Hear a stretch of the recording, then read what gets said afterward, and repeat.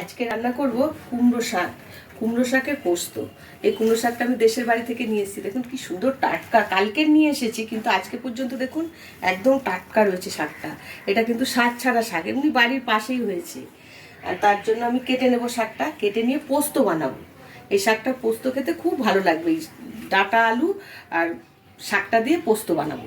পোস্ত বানানোর জন্য আগে আমি শাকটা কেটে নিই, ডাঁটাগুলো কেটে নিয়ে কীভাবে বানাই দেখাচ্ছি। কুমড়ো শাকটা কেটে নিয়েছি, পুরো ডাঁটাগুলো ছাড়িয়ে আঁশ ছাড়িয়ে, আর শাকটা দেখুন একদম কুচি কুচি করে কেটে নিয়েছি। পোস্ত বানাবো তার জন্য একটা আলু কেটে নিয়েছি এই যে। আর এই কুমড়ো শাকটা ডাঁটাগুলো আলাদা করে একদম আঁশগুলো ফেলে দিয়েছি। কুমড়ো শাকের আঁশটা ফেলে দিতে হয়, নাহলে কিন্তু মানে মুখে বাজে, মানে খসখস করে। আর শাকটা খুব কুচি কুচি করে কেটে নিয়েছি। এখন এই আলু আর শাক কেটে নিয়েছি। আর বানানোর জন্য আমি রান্নাটা করব, সাধারণ উপকরণ নিয়েছি। পোস্ত, কাজু বাদাম দিয়েছি দুটো, সর্ষে আর একটু তিল দিয়ে বেটে নিয়েছি একটা বাটিতে। আর নুন, হলুদ, কাঁচা লঙ্কা দিয়ে করব। একটু বড়ি দেবো, ভেজে নেব। ফোড়নে দেবো আমি শুকনো লঙ্কা, তেজপাতা আর 5 ফোড়ন। গ্যাসটা আমি জ্বালিয়ে নিই। কড়াইতে তেলটা দিয়ে দিয়েছি, তেলটা গরম হয়ে গেছে। এখন এই বড়িগুলো ভেজে নেব।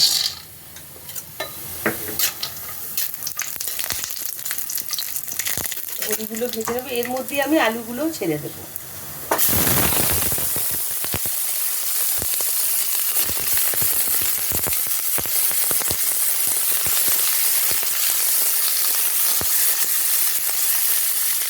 এখন এই কুমড়ো ডাঁটা শাকটা কেটে রেখেছি, এই বড়ি আলুর মধ্যে আমি সমস্ত শাকটা ডাঁটাগুলো দিয়ে দিলাম।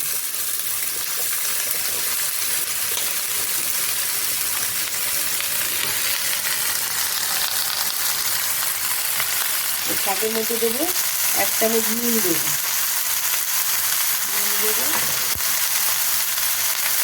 হলুদ দেবো আমি 1 চামচ, কাঁচা লঙ্কা দেবো, যেমন ঝাল খাবে 2-4টে কাঁচা লঙ্কা আমি দিয়ে দিচ্ছি।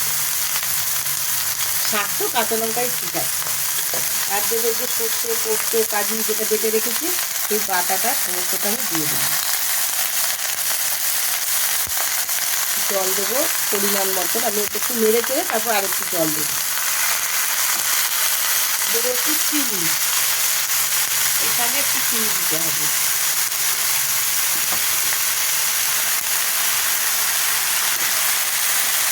আমি এটা এখন পরিমাণ মতো জল দিয়ে দিলাম। এটা সিদ্ধ হওয়া পর্যন্ত জল দিয়ে আমি 4-5 মিনিট ঢেকে দিলাম।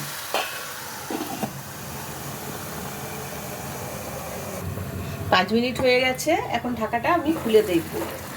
দেখুন শাকটা কমে একদম কতটুকু হয়ে গেছে। 1 কড়াই হয়ে গেছিলো, সেটা কিন্তু কমে গেছে।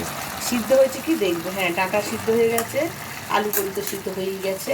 এখন এটা আমি ঢেলে নেব, নিয়ে ফোড়ন দেব। গ্যাসটা একটু কমিয়ে আমি ঢেলে নেব। ঢেলে নিয়েছি, এখন কড়াইতে তেল দিয়ে দেবো।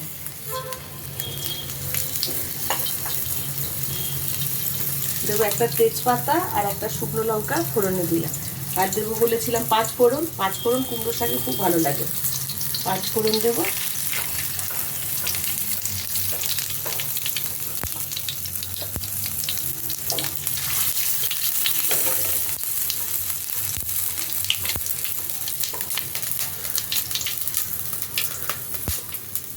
ফোড়নটা হয়ে গেছে, ফোড়নে দিয়ে দিলাম।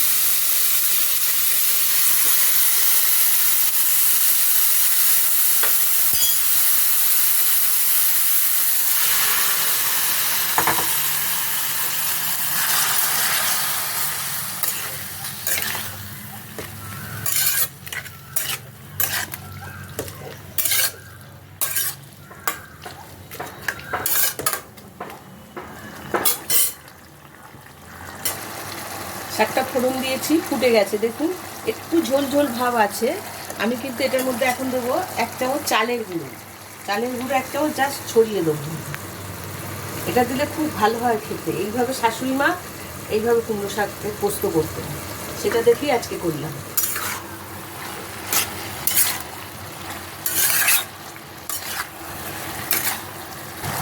রেডি হয়ে গেছে কুমড়ো শাকের পোস্ত।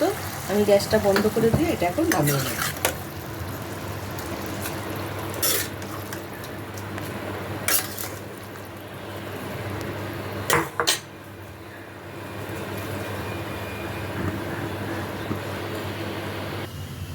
রেডি হয়ে গেছে কুমড়ো শাকের পোস্ত।